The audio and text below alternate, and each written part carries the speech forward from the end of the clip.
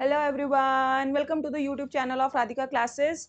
तो आज की क्लास में हम क्या पढ़ने वाले हैं, हाउ डू ऑर्गेनिज्म रिप्रोड्यूस का पार्ट थर्ड हम करने वाले हैं, जिसमें हम बात करने वाले हैं रिप्रोडक्शन इन ह्यूमन बींग्स की। तो जब हम रिप्रोडक्शन इन ह्यूमन बींग्स के बारे में बात करते हैं तो ह्यूमन बींग्स यूनिसेक्सुअल होते हैं, male and female individual are separate.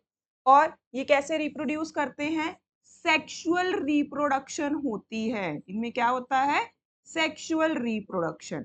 तो सेक्सुअल रिप्रोडक्शन के लिए ह्यूमन बींग्स में व्हाट आर द इवेंट्स, अगर हम रिप्रोडक्शन के इवेंट्स की बात करें तो वो इवेंट्स क्या होंगे। तो पहला इवेंट होगा गैमीट फॉर्मेशन, गैमीट फॉर्मेशन। और ये गैमीट फॉर्मेशन कब स्टार्ट होता है, तो ये स्टार्ट होता है प्यूबर्टी तक। प्यूबर्टी पे पहला इवेंट जो होता है वो रिप्रोडक्शन का, वो होता है formation of gametes in females. अगर मैं मेल्स की बात करूं तो मेल में क्या बनता है, स्पर्म। और फीमेल गैमीट का क्या नाम होता है, ओवम। तो formation of ovum and formation of sperm. But ये कब स्टार्ट होता है, मतलब फर्स्ट इवेंट ऑफ रिप्रोडक्शन कब स्टार्ट होता है ह्यूमन बींग्स में, it starts at the teen age और we call up adolescence age और द प्यूबर्टी। प्यूबर्टी पे ये इवेंट्स स्टार्ट होते हैं रिप्रोडक्शन की। मींस जो एक ह्यूमन बीइंग है, आइदर बॉय और अ गर्ल चाइल्ड, उसके बर्थ के बाद जो उसकी बॉडी में आप हाइट वेट गेन देखते हो, that is a growth. Normal childhood phase में ग्रोथ होती है। जब वो एक ग्रोथ एक पर्टिकुलर एज तक पहुंच जाती है तो due to certain hormonal changes, अब हॉर्मोन्स कुछ रोल प्ले करते हैं जिनके बारे में हम पढ़ेंगे। उन हॉर्मोन्स की वजह से क्या होता है, अब एडोलेसेंस आती है, प्यूबर्टी चेंजेस आते हैं। वो चेंजेस जो कि गैमीट प्रोडक्शन स्टार्ट कराएंगे, जिसकी वजह से वो ह्यूमन बीइंग इंडिविजुअल रिप्रोड्यूस करने लगेगा। ठीक है, गैमीट फॉर्मेशन होगी। गैमीट फॉर्मेशन के बाद क्या होगा, गैमीट का ट्रांसफर। गैमीट का ट्रांसफर के लिए वर्ड जो यूज करते हैं that is insemination. Insemination of male gamete, semen in the female body. Then fertilization is a main event of the sexual reproduction, fusion of male and female gamete, fusion of male and female gamete होगा। And then fertilisation के बाद, fertilisation जब mail और female gamete fuse करते हैं तो बनता है जाइगोट। जाइगोट के बनने के बाद क्या होगा, एम्ब्रियो। जाइगोट से एम्ब्रियो फॉर्मेशन होगा। एम्ब्रियो फॉर्मेशन के बाद हमारा फिफ्थ स्टेप क्या रहेगा, तो हमारा फिफ्थ स्टेप रहेगा implantation. When this embryo get attached to the wall of uterus in the female, development pregnancy occur to the female. कैसे पता चलेगा प्रेगनेंसी हुई, तो इम्प्लांटेशन होगी। This embryo get attached to the wall of uterus in a female reproductive system, तो that is implantation. Implantation के बाद वो 9 मंथ्स का प्रेगनेंसी पीरियड जो रहेगा, इम्प्लांटेशन प्रेगनेंसी कंफर्म करता है। ठीक है, तो gestation period that is 9 months 40 weeks gestation period रहेगा। And then the delivery of child, delivery of child होगा। This is the, these are the events of the reproduction in human beings. But what if no fertilization takes place? तो अगर fertilisation नहीं होगी तो क्या होगा, वो हम पढ़ेंगे आगे। ठीक है, कि अगर फर्टिलाइजेशन होगा तो एम्ब्रियो कैसे बनेगा, इम्प्लांटेशन कैसे होगा, जेस्टेशन पीरियड क्या होगा, डिलीवरी ऑफ फीटस क्या होगा। और अगर फर्टिलाइजेशन नहीं होगा तो क्या होगा, दोनों केसेस को हम डिटेल में आज की क्लास में पढ़ने वाले हैं। यहाँ एक और चीज की बात करेंगे कि जब प्यूबर्टी अटेन होती है, प्यूबर्टी चेंजेस आते हैं, तो what are the puberty changes. Puberty changes क्या होते हैं, are they common in boys and girls. तो जो certain changes that due to certain hormones हमारी बॉडी में, बॉयज में गर्ल्स में टीनेज अपीयर होने पे कुछ चेंजेस आते हैं, that changes are called puberty changes. और उन चेंजेस की जब हम बात करते हैं बच्चे, तो कुछ चेंजेस जो होते हैं ना, वो बॉयज एंड गर्ल्स में कॉमन होते हैं। कुछ चेंजेस ऐसे होते हैं जो सिर्फ बॉयज में आएंगे, कुछ चेंजेस ऐसे होंगे जो सिर्फ गर्ल्स में आएंगे। Let's talk about them the changes. तो puberty, the students of class 10th are generally in the age of puberty. तो क्या कोई एक पर्टिकुलर एज है जब सभी को प्यूबर्टी एक साथ उसी एज में अटेन हो जाती है, no, it is gap of long gap. ये नहीं है कि एक ही पर्टिकुलर टाइम पे कि हाँ आप 11 साल के, 12 साल के या 13 एज बोल रहे हो, 14 इयर्स होते ही 14th बर्थडे पे जी प्यूबर्टी चेंजेस आने लगेंगे। No, it is not like that. It is a teenage. When you enter 13 to 19, किसी में जल्दी तो किसी में लेट, धीरे धीरे, एकदम से ड्रास्टिक चेंज कुछ भी नहीं होता, स्लोली आपकी बॉडी में कुछ चेंजेस आते हैं because of hormones. That changes are called puberty changes. And now the individual after these puberty changes is capable to reproduce. उससे पहले वो चाइल्डहुड स्टेज में था, अब चाइल्डहुड से वो रिप्रोड्यूस करने लगा, तो हम उसे यंगस्टर्स की एज में, तो यंगस्टर मीन्स एडोलसेंस एज में वो आ जाएगा। ठीक है, तो हम इसी एडोलसेंस एज की बात कर रहे हैं, वो जो एडोलसेंस एज में हम प्यूबर्टी चेंजेस देखते हैं। तो firstly the first most important changes is thick hair growth. Thick hair growth on thick hair growth in armpits. Armpits region में थिक हेयर ग्रोथ होती है, and between thighs thin hair growth on body, arms and legs पे thick hair growth on body. Okay, and next your skin become oily and the pimple prone. You may have the oily skin, है ना? Oily skin prone to pimples. जरूरी नहीं है सबको pimples आएंगे, और skin oily होती है थोड़ी तो पिंपल्स होने के चांसेस बढ़ जाते हैं। मूड स्विंग्स, ठीक है, बिहेवियर चेंज, मूड स्विंग्स आने लगते हैं। You think I am always right, my friend is always right, but my parents are not right, my teachers are not wrong, they are guiding me, they are stopping me from doing things, ये मत करो वो मत करो, तो ये सब अच्छा नहीं है, वो हमारे लिए अच्छे नहीं है। My friends are strong, है ना, अच्छे हैं मेरे दोस्त। पीयर प्रेशर भी बनता है कुछ लोगों पे कि फ्रेंड्स के पास कुछ डिमांड्स बढ़ती हैं, my friend has this type of phone and these vehicles, so I want all these, so that is peer pressure। ये सब hormonal changes होते हैं। Okay, certain changes that appear only in the boys, so that is appearance of beards and mustaches, appearance of beards and mustaches, facial hairs जिसे कह सकते हैं, okay, और broadening of shoulders, these shoulders become quite broad, ठीक है, broadening of shoulders,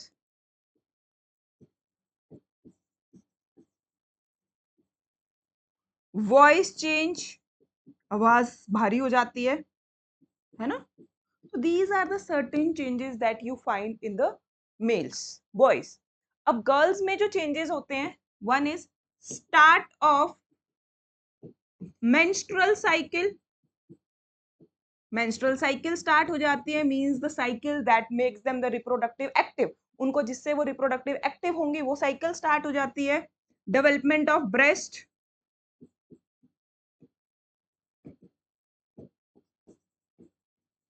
so these are the certain changes that you will find in boys, girls, and these are the common changes।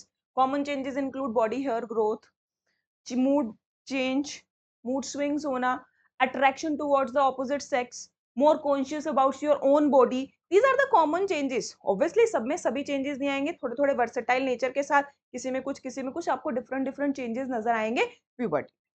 अब हम बात करते हैं puberty changes के बाद male reproductive system की।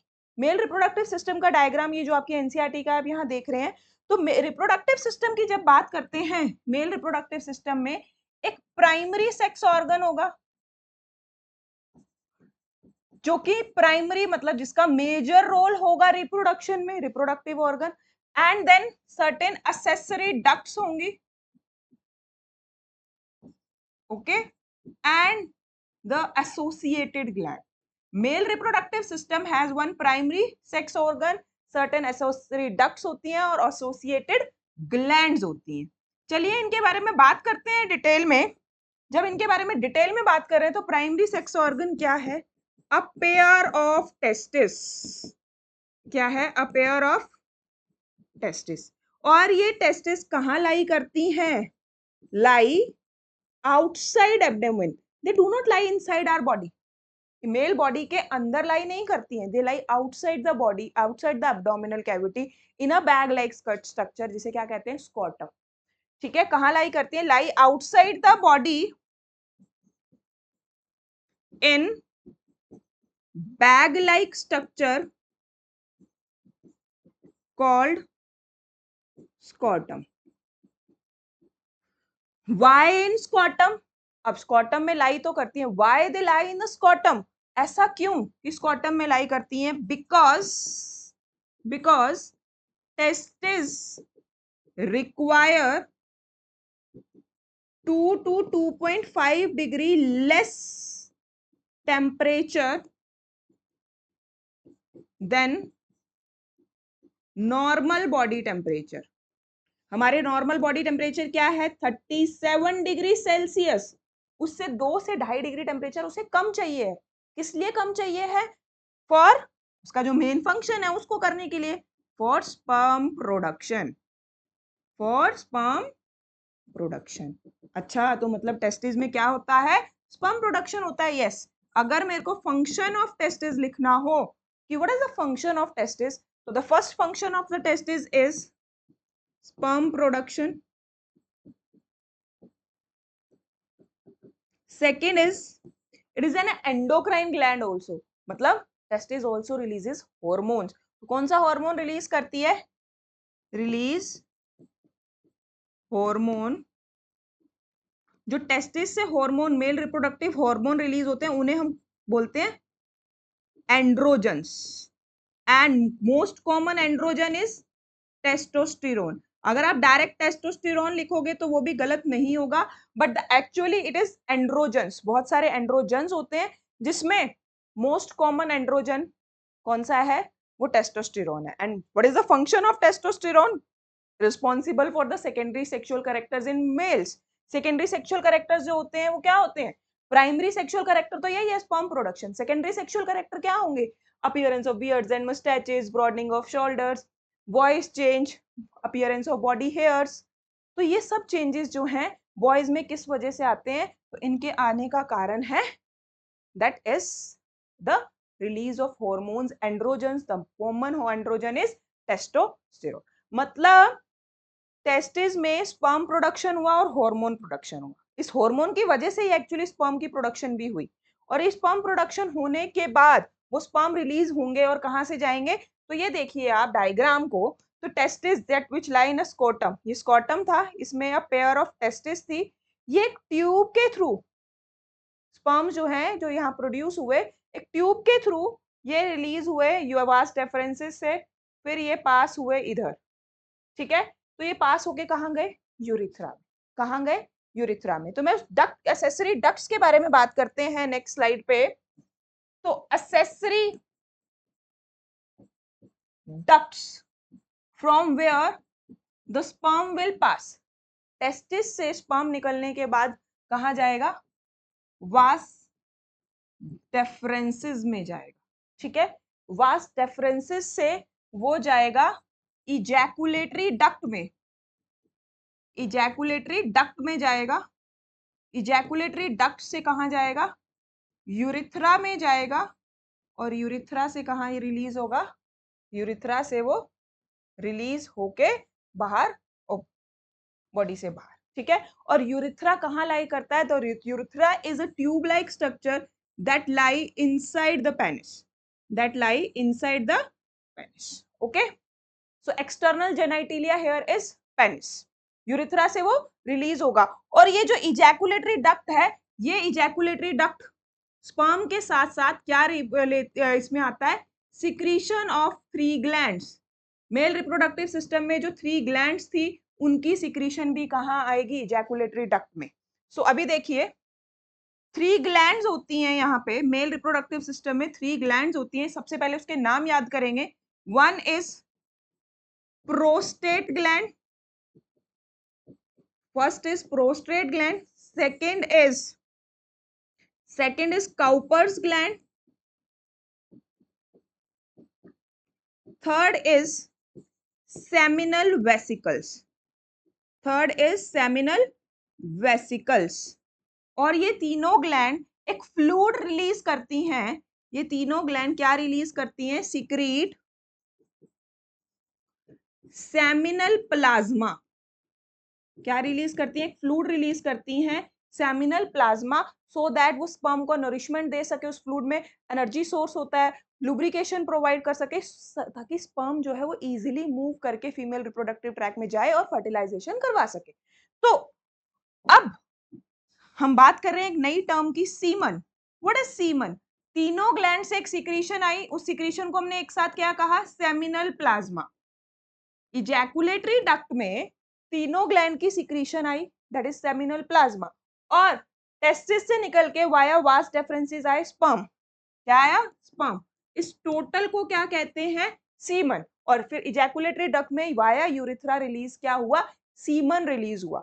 द रिलीज ऑफ क्या होता है, मेल बॉडी से सीमन रिलीज होता है, और वो सीमन क्या कंटेन करता है, in a single ejaculation it contains 200 to 300 million sperm plus the seminal plasma fluid which helps in the motility of the sperm, provide lubrication to the sperm as well as energy, ताकि वो उसकी जो sperm की tell है वो easily swim करके female reproductive tract तक पहुंच पाए। ये हुआ हमारा मेल रिप्रोडक्टिव सिस्टम। अब बात करते हैं फीमेल रिप्रोडक्टिव सिस्टम की। जब हम फीमेल रिप्रोडक्टिव सिस्टम की बात करते हैं तो यहाँ भी एक होगा प्राइमरी सेक्स ऑर्गन, मतलब वो ऑर्गन जो कि हार्मोन रिलीज करेगा plus the female gamete release करेगा। क्या रिलीज करेगा, फीमेल गैमीट रिलीज करेगा। फीमेल गैमीट क्या होती है, ovum. And other organ associate accessory organs, you can say secondary organs। Female reproductive system में तो प्रेगनेंसी होगी, अगर फर्टिलाइजेशन होगी तो प्रेगनेंसी भी वही होनी है, तो it is having another organs also as a very important organs. Okay, तो हम उन ऑर्गन्स के बारे में बात करेंगे। फर्स्ट, सबसे पहले primary sex organ, a pair of ovaries.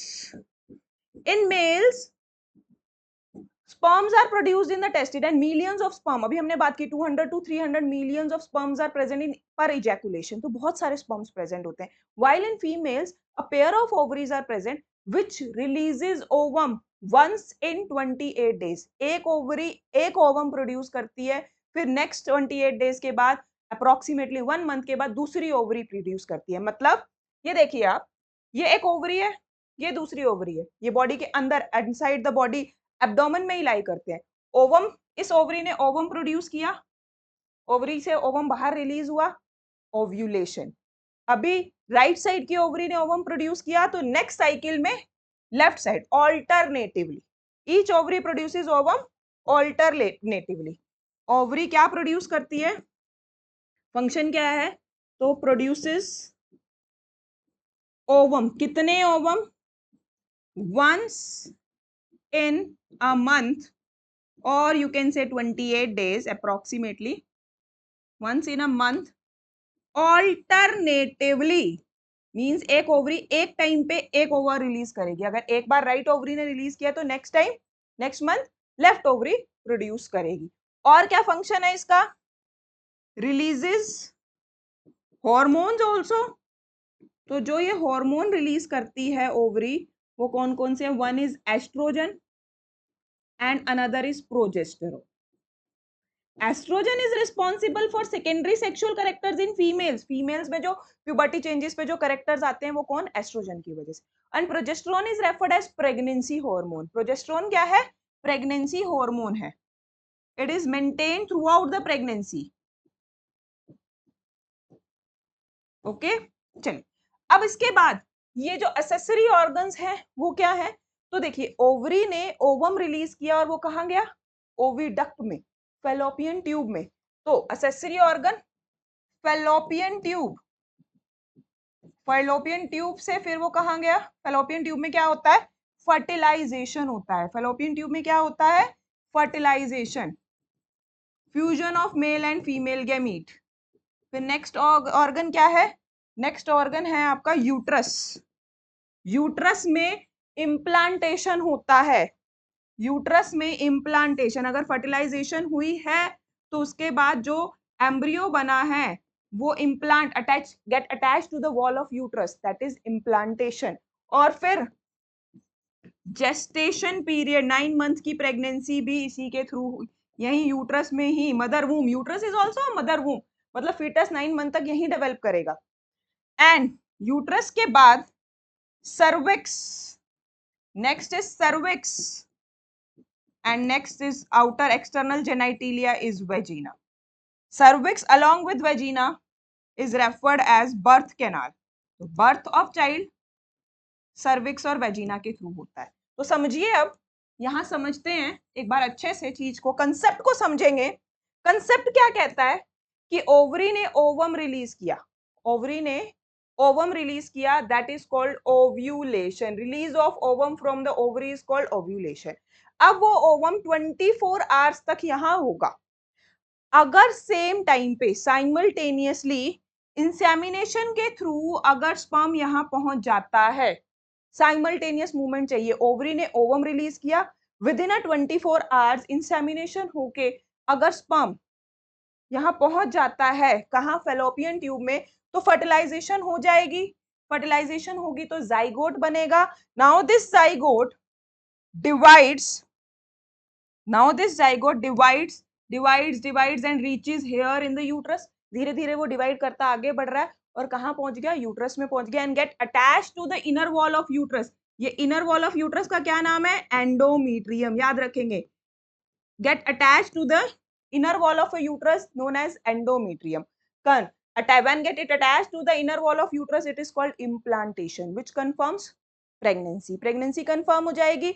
9 months तक fetus वहीं develop करेगा यूट्रस के साथ, प्लेसेंटा फॉर्मेशन करेगा। क्या फॉर्मेशन करेगा, placenta. Foetal connection, disc like structure बनेगा मदर और फीटस के बीच में।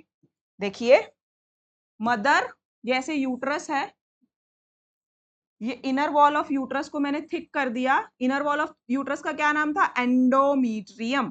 नाउ इसमें एक डिस्क लाइक स्ट्रक्चर यहां होगा, that is called placenta. This is placenta, a disc like structure between the mother and foetus that connects mother and foetus. और ये फिर अम्बलाइकल कोड, ये फीटस का हेड, ये पूरी बॉडी उसके अम्बलाइकल रीजन से, यहाँ पे ये अम्बलाइकल कोड कनेक्टेड है, ये उसकी लेग्स और आर्म्स हो गई। ठीक है, अम्बलाइकल रीजन ये हमारा नेवल होता है, दिस इज अम्बलाइकल रीजन, जहां से फीटस मदर के थ्रू अम्बलाइकल कोड को, प्लेसेंटा और फीटस के बीच में एक जो कोड है, दैट लंबा सा कोड इज अम्बलाइकल कोड, उसके थ्रू कनेक्ट होता है। और प्लेसेंटा के थ्रू ही फीटस न्यूरिशमेंट लेता है, खाना जो मदर ने खाया वो फीटस को मिलेगा, ऑक्सीजन मिलेगी, और उसने जो भी एक्सक्रीटरी वेस्ट प्रोड्यूस करने हैं, कार्बन डाइऑक्साइड, वो प्लेसेंटा के थ्रू ही बॉडी से बाहर, मदर की बॉडी में और मदर की बॉडी से बाहर रिलीज होंगे।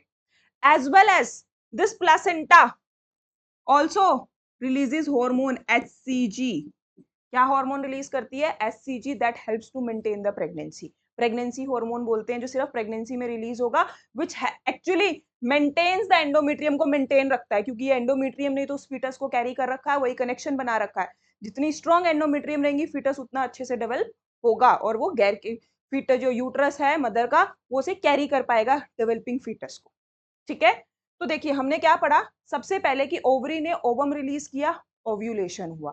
ओव्यूलेशन के बाद अगर फर्टिलाइजेशन हो जाता है, इफ फर्टिलाइजेशन अकर, तो जाइगोट बनेगा। जाइगोट डिवाइड करके embryo, embryo get attach to the wall of uterus, known as implantation. Implantation पे ही प्रेगनेंसी कंफर्म होती है। उसके बाद 9 मंथ्स का जो पीरियड रहेगा, that is gestation period. First event जो प्रेगनेंसी में रहेगा वो होगा फीटस और मदर के बीच में एक कनेक्शन बनाना, तो एक डिस्क लाइक कनेक्शन बनेगा, that disc like connection is called placenta, जिसके थ्रू मदर का न्यूट्रिशन फीटस को मिलेगा। वो चाइल्ड नहीं है, वो फीटस है जब तक उसका बर्थ नहीं होता, बर्थ के बाद वो चाइल्ड है। ठीक है, और उसी फीटस से का जो एक्सक्रीटरी वेस्ट होगा प्लेसेंटा के थ्रू रिलीज होगा, as well as the placenta is a temporary endocrine gland which releases an hormone HCG which helps in maintaining endometrium, जिसकी वजह से प्रेग्नेंट यूट्रस जो है वो डेवलपिंग फीटस को इजीली कैरी कर सकता है।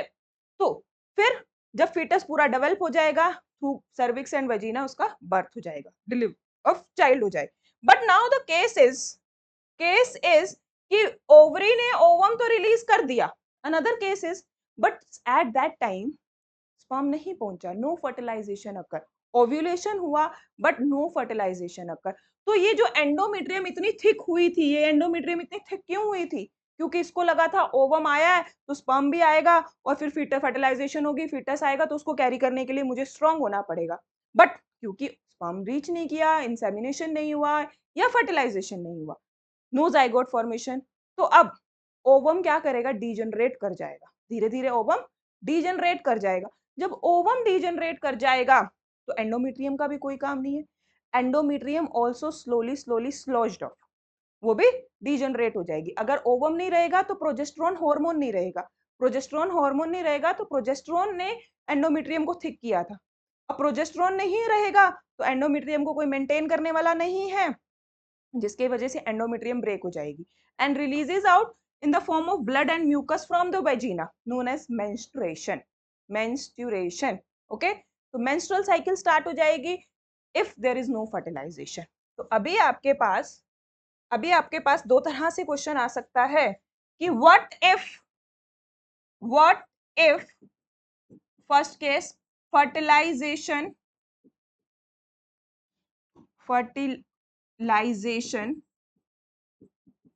अक्कर, फर्टिलाइजेशन अक्कर तो प्रेगनेंसी होगी, प्रेगनेंसी को कंफर्म करने वाला इवेंट क्या होगा?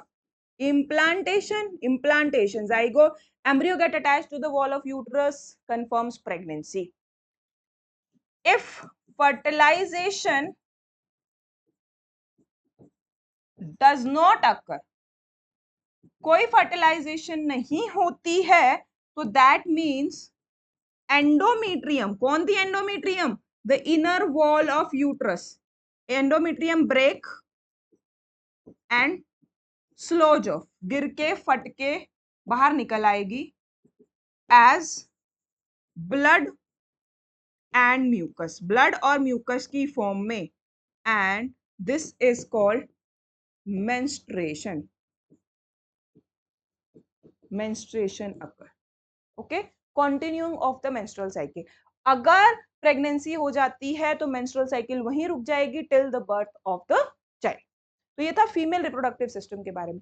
अब नेक्स्ट हम जो बात करने वाले हैं वो है एक और इंपॉर्टेंट टॉपिक, रिप्रोडक्टिव हेल्थ। तो देखिए, रिप्रोडक्टिव हेल्थ जो है ना हमारे कंट्री का एक बहुत ही कंसर्न टॉपिक है।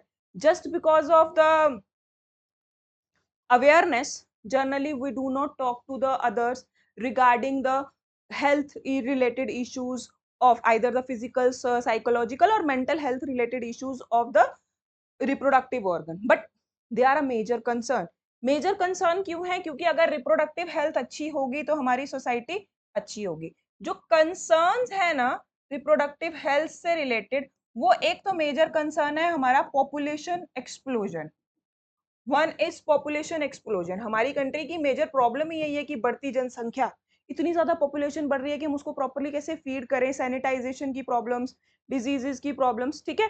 तो इसको पॉपुलेशन एक्सप्लोजन को रोकने के लिए, और द मोस्ट इंपॉर्टेंट प्रॉब्लम जो हमारी कंट्री की है वो ये है कि when a female don't want pressurisation of early marriage और having a child in early age, either the family pressure और the whatever the pressure is, तो उस सब चीजों को when female is not ready to get pregnant or have a responsibility of a child, तो उस सब चीजों को रोकने के लिए, पॉपुलेशन को कम करने के लिए, मींस हमें यहाँ क्या करना होगा? अवॉइड करना होगा प्रेगनेंसी को। ठीक है, कौन सी प्रेगनेंसी? जो अनवांटेड है।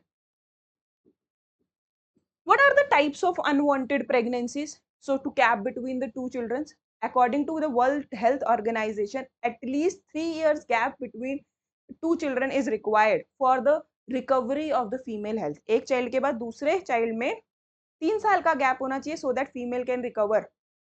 Okay, so this is the reason of avoiding unwanted pregnancy. Or sometimes due to early marriage, female do not want to conceive, or due to certain health issue, other health issues, female do not want to conceive. So these are the certain reasons of avoiding the pregnancy, that is called unwanted pregnancy. तो उसके लिए क्या करा जा सकता है? There is a contraceptive method. The contraceptive method means the methods to avoid pregnancy, उनके बारे में बात करेंगे. And the another major concern of the reproductive health is STDs, sexually transmitted diseases. तो sexually transmitted diseases क्या होती हैं? That diseases that transmit from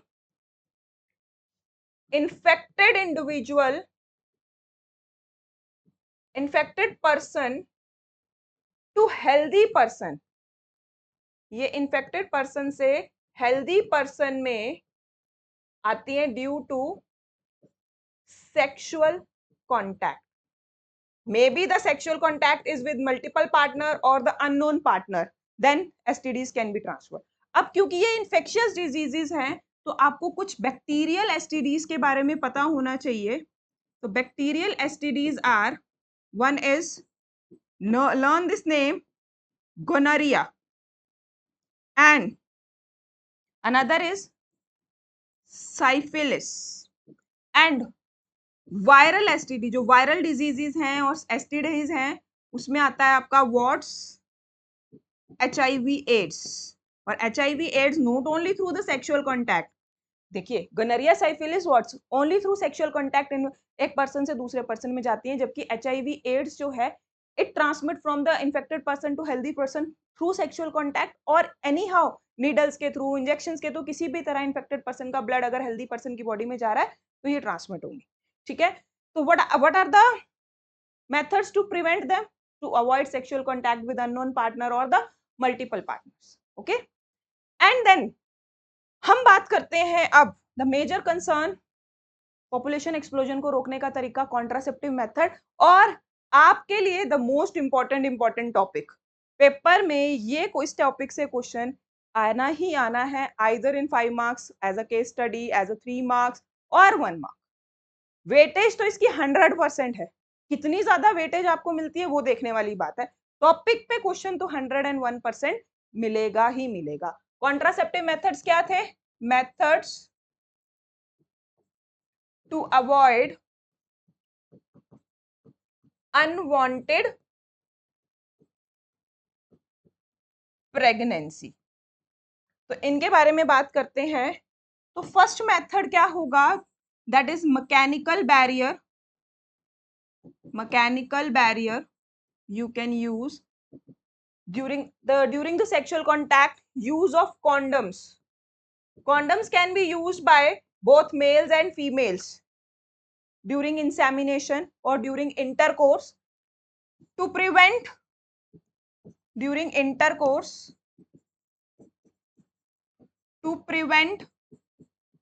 fertilization, so that male और female gamete का fertilization ना हो. अगर fertilization नहीं होगा तो प्रेगनेंसी नहीं होगी. Okay, one more thing, they also prevent STDs. condoms are the one of the most commonly used contraceptive method, and the most important thing about that is they prevent STD. They also prevent sexually transmitted diseases. Next contraceptive method can be use of oral pills. Oral pills,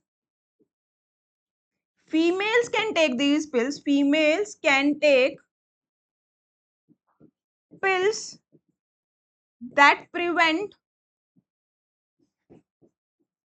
कुछ different types of pills आती हैं जो female ले सकती हैं continuously for 21 days, जिसकी वजह say that can prevent ovulation. Ovum he produce नहीं होगा. अब ओवम ही नहीं बनेगा तो फर्टिलाइजेशन होने का तो कोई ऑप्शन ही नहीं है. और certain pills that can prevent fertilization also.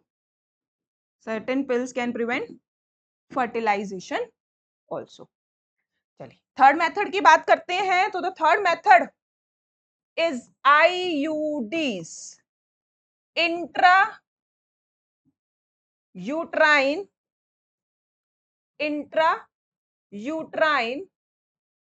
devices. Certain devices are implanted by doctor or expert nurses in the uterus of the female to prevent fertilization.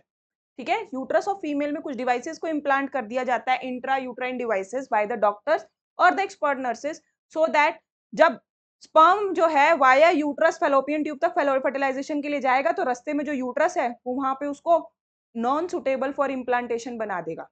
Copper copper T लगती है, example है copper T. Copper T क्या करेगी, वहां copper ion होंगे uterus में जो कि उसकी फर्टिलाइजिंग कैपेसिटी को ही खत्म कर देगा, तो ओवम स्पर्म जो है वो ओवम के साथ फर्टिलाइज ही नहीं कर पाएगा। This is the most common use method of contraception used by females in India. Certain devices such as copper tea, ये कॉपर आयन रिलीज करती है, टी शेप की है, that's why known as copper T, are implanted in uterus of female to prevent fertilization. And this is the method.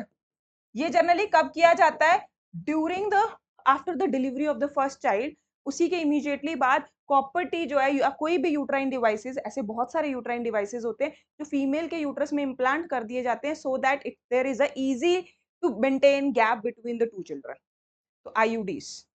And the fourth method, last method that we will discuss is surgical method.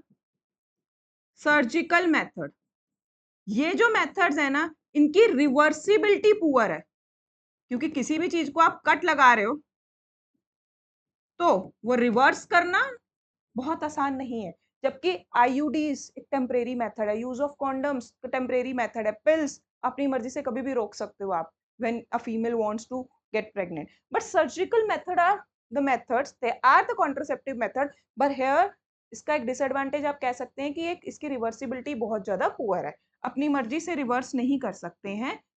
One is वेस्कोटोमी, अभी आपने पढ़ा कि mails में वास differences जो होते हैं वो स्पर्म को ट्रांसफर करते हैं, अगर हम वास डिफरेंसेस को ही कट कर देंगे तो ट्रांसपोर्ट ऑफ स्पर्म नहीं होगा, स्पर्म प्रोडक्शन होगा लेकिन स्पर्म ट्रांसपोर्ट नहीं हो पाएगा।